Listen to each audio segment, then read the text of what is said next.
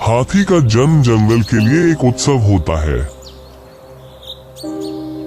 मादा हाथी 22 महीनों के गर्भधारण के बाद लगभग 100 किलो वजन वाले बच्चे को जन्म देती है।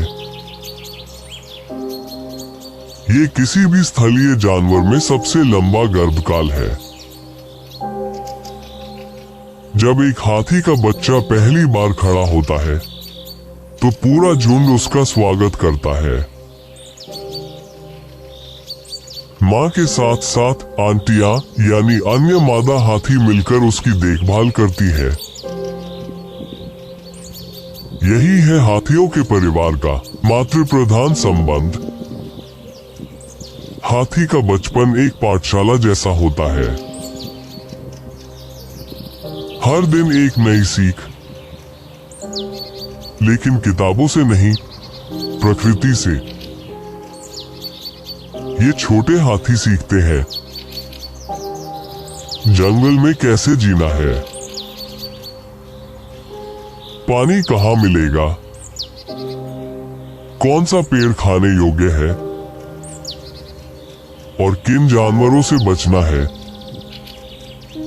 हर हाथी के झुंड में एक नेता होती है, मातृप्रधान। सबसे वृद्ध, सबसे अनुभवी मादा हाथी वही तय करती है कब और कहां जाना है, कौन सी जगह सुरक्षित है और कब रुकना है। उसकी स्मृति ऐसी होती है जैसे जंगल की जीवित ज्ञानकोश हो। गर्मियों में हाथी को करनी पड़ती है लंबी यात्रा, कभी कभी 100 किलोमीटर से भी अधिक, सिर्फ पानी की तलाश में। रास्ते में कई खतरे होते हैं, सूखा, भूख और सबसे बड़ा, मानव।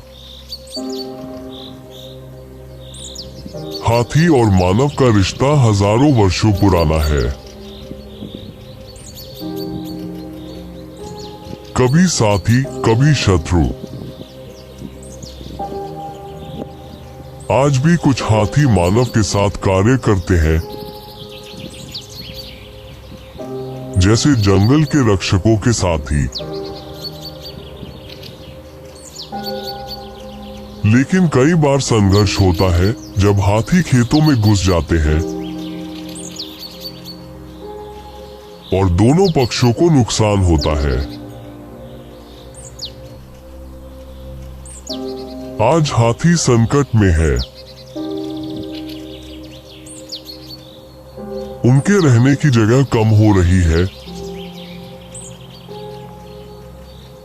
शिकार हो रहा है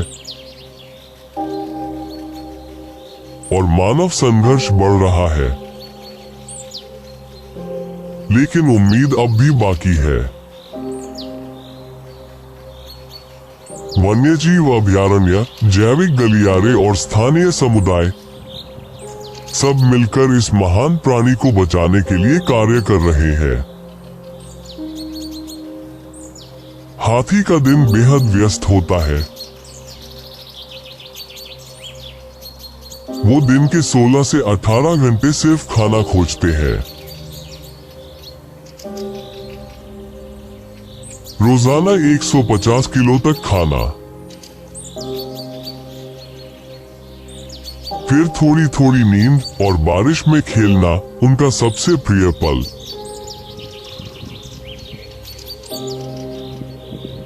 उनकी आंखों में एक गहराई होती है,